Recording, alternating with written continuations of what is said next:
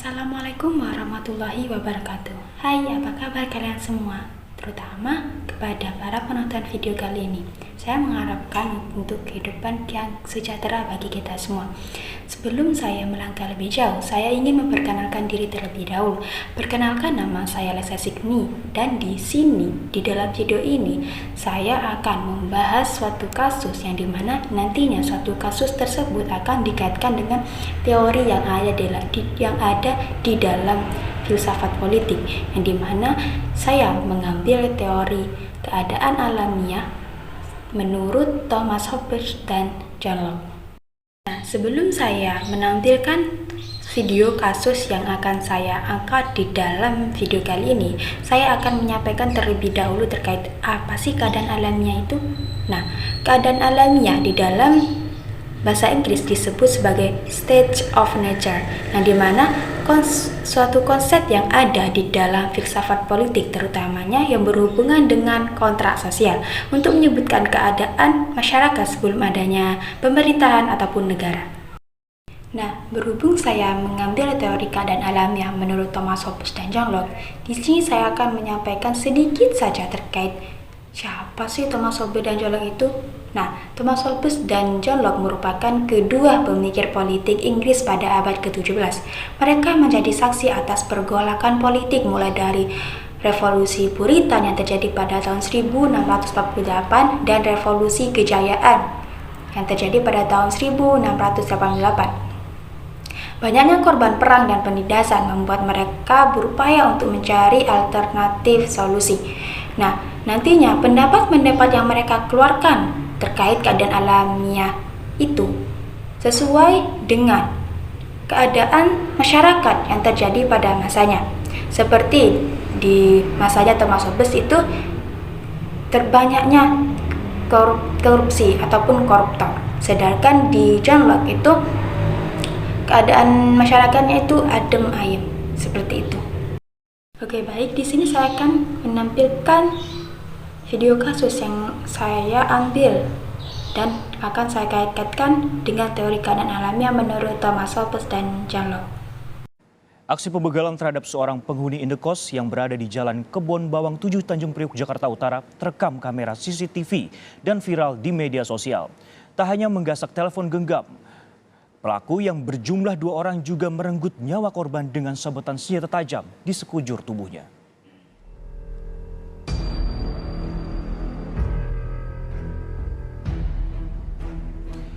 Inilah aksi pembegalan yang dilakukan oleh 2 orang pelaku terhadap seorang penghuni rumah indekos di Jalan Kebon Bawang 7, Tanjung Priok, Jakarta Utara yang terekam kamera pengawas CCTV.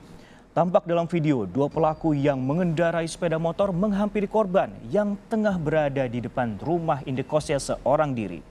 Korban berlari ketakutan saat melihat salah satu pelaku turun dari sepeda motor dengan membabi buta mengayunkan sebilah senjata tajam ke dirinya.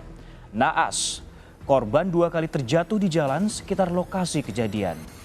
Akhirnya korban terluka terkena sabetan senjata tajam di sekujur tubuhnya.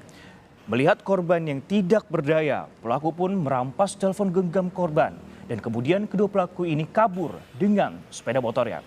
Korban yang sempat dibawa ke rumah sakit terdekat untuk mendapat pertolongan medis akhirnya meninggal dunia. Terkait kejadian yang viral di media sosial yang terjadi di wilayah Tanjung Priok, salah satu pelaku sudah berhasil kita amankan kurang dari 12 jam dari laporan yang kita terima. Kita dibantu dengan unit Reskrim Polres Jakarta Utara bersama dengan Opsnal Polsek Tanjung Priok bersama-sama mencari pelaku dan berhasil mendapatkannya. Pelaku lainnya masih dalam tahap pengajaran dan pengembangan untuk mencari keberadaan pelaku lainnya. Nah, di dalam keadaan alamiah menurut Thomas Hobbes ini, di sini saya mengambil 4 poin, yaitu yang pertama, pada dasarnya manusia itu sama ataupun setara, baik dalam hal kemampuan ataupun lainnya. Akan tapi, karena kesetaraan inilah yang nantinya menimbulkan kekacauan. Karena apa? Karena manusia ingin menginginkan hal yang sama, akhir yang sama, seperti kasus yang dimana kasus ini berbeda dengan yang saya tampilkan tadi, yaitu terdapat 3 karyawan yang dimana 2 laki-laki dan 1 perempuan yang membunuh bosnya. di mana mereka tidak terima karena setiap hari dimarahi. Akan tetapi, yang perempuan ini tidak hanya karena itu, karena ia merasa cemburu terhadap bosnya karena bosnya ini memacari salah satu karyawannya, di mana karyawan ini merupakan teman dari karyawan perempuan yang telah membunuh bosnya tadi itu. Yang kedua yaitu moralitas tidak cukup untuk menjadi pengatur dalam kehidupan masyarakat. Kenapa? Karena seluruh manusia akan mencari keuntungan, keamanan, reputasi, sehingga mereka dapat saling menghancurkan satu sama lain. Seperti pembegalan tadi, demi mencari keuntungan, demi mendapatkan HP yang digegap oleh si korban, si pelaku ini rela melakukan kekerasan hingga ke pembunuhan terhadap si korban itu untuk mendapatkan HP yang ada di tangannya. Dan yang ketiga yaitu manusia itu terpencil, buruk, miskin, dan kasar. Manusia akan melakukan suatu usaha secara terus-menerus untuk memuaskan hawa nafsunya, mencari kebahagiaan, dan menghindari apa yang tidak disukainya. Dalam hal ini, pemikiran manusia dapat dengan mudah terpengaruh oleh lingkungan sekitarnya. Seperti dalam video kasus pembegalan tadi yang saya tampilkan, itu pelaku terus mengejar si korban meskipun si korban telah menghindari atau berlari darinya meskipun sampai terjadi 2 kali. Akan tetapi pelaku terus mengejarnya karena apa? Karena ia memuaskan hawa nafsunya, mencari kebahagiaannya, yaitu mendapatkan HP yang digenggamnya sesuai dengan tujuannya dan menghindari apa yang tidak disukainya, yaitu kegagalan dari aksi pembegalannya, sampai-sampai ia rela menjadi serigala bagi manusia yang lainnya, yaitu sampai ia rela membunuh si korbannya. Dan yang keempat yaitu ketidakadanya penguasa. Nah, ketidakadanya penguasa ini berlaku di dalam masanya Thomas Hobbes. Akan tapi kan sekarang di Indonesia telah adanya penguasa yang dimana penguasa ini bertujuan untuk mendamaikan kehidupan masyarakat, memberikan ketenangan agar manusia tidak dapat menjadi serigala bagi yang lainnya dan kedamaian akan terjadi di dalamnya. Seperti itu. Jadi di poin keempat ini tentang ketidakadanya penguasa, di sini saya rasa sudah tidak berlaku lagi di dalam Indonesia ini, karena kan sekarang di Indonesia sudah ada penguasa yang dimana penguasa ini berwenang atau bertugas untuk menangkap pelaku pembegalan tadi, sehingga pelaku pembegalan tersebut mendapatkan sanksi yang sesuai dengan apa yang dia lakukan. Adapun kontra sosial dapat dilakukan di dalam keadaan alamnya ini menurut Thomas Hobbes, yaitu yang pertama, adanya perjanjian antara masyarakat sipil dan penguasa, yaitu perjanjian ini dilakukan oleh manusia atau individu masyarakat untuk menyerahkan hak-haknya, kebebasannya kepada penguasa negara atau dewan rakyat. Penguasa yang muncul akibat perjanjian itu tidak terikat secara hukum, melainkan berada di atas hukum tersebut. Memfokuskan kekuasaan pada seseorang atau majelis yang mempunyai hak kepemimpinan. Yang dimana di sini penguasa memiliki kewajiban untuk melindungi hak-hak individu atau masyarakatnya, yaitu seperti hak untuk hidup, agar hak hidup mereka tidak dapat dirampas begitu saja oleh manusia yang lainnya. Dan yang kedua yaitu hak untuk membela diri sendiri ketika ada ancaman. Negara yang terbentuk kemudian juga memiliki hak untuk menentukan nilai-nilai moral.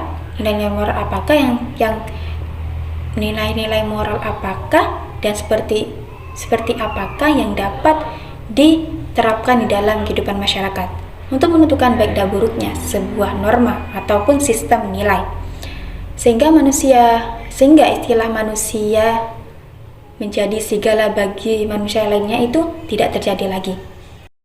Dan yang ketiga ataupun yang terakhir yaitu negara harus kuat, tajam, dan ditakuti.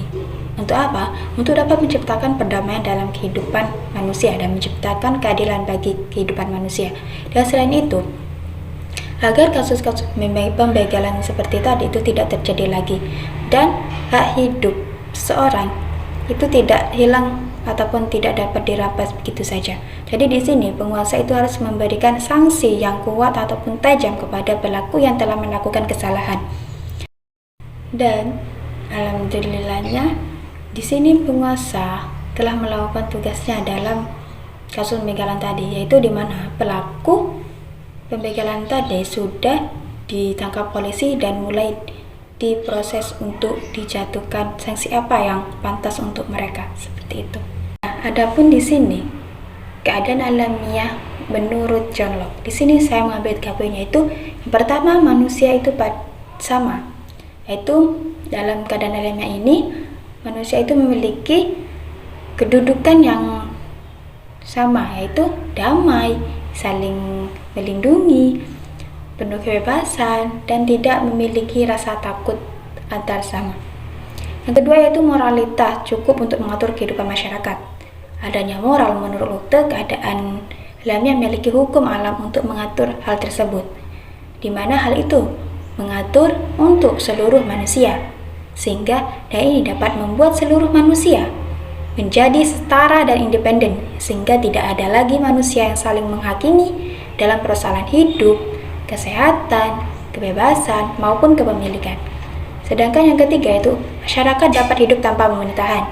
Adanya hukum, alam, ataupun kodrat Tuhan tersebut sebagai larangan untuk merusak atau memusnahkan kehidupan, kebebasan, dan harta milik orang lain.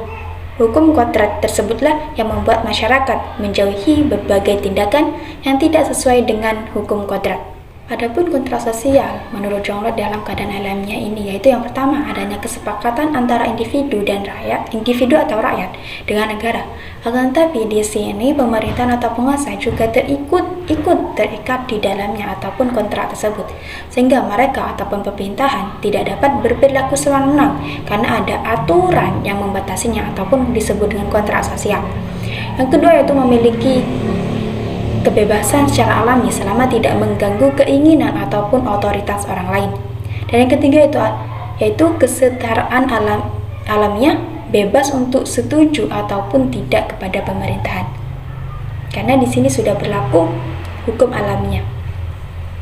Jadi menurut saya, teori keadaan alamiah menurut John Locke ini kurang tepat jika diterapkan dalam kehidupan masyarakat Indonesia. Melainkan teori John Locke ini lebih tepat diterapkan di negara Jepang. Kenapa? Karena masyarakat Jepang ini memiliki beberapa prinsip. Di antaranya yaitu mereka itu disiplin, mau bekerja keras, jujur, totalitas, berdedikasi tinggi, dan selalu mau menjadi lebih baik. Sehingga kasus-kasus seperti pembegalan itu kemungkinan besar tidak akan terjadi di dalam kehidupan di masyarakat Jepang. Sehingga jika kita melihat dari prinsip-prinsip yang ada di dalam kehidupan masyarakat Jepang itu, moralitas cukup untuk mengatur kehidupan masyarakat, karena mereka itu telah memiliki sifat jujur, totalitas, dan berdedikasi tinggi, seperti itu. Dan sampailah di akhir video. Saya berterima kasih kepada penonton yang telah menonton video ini, dan saya juga mohon maaf jika ada salah kata, keliruan, ataupun yang lainnya, karena pada dasarnya saya adalah manusia yang selalu ingin berusaha menjadi lebih baik dari hari kemarin.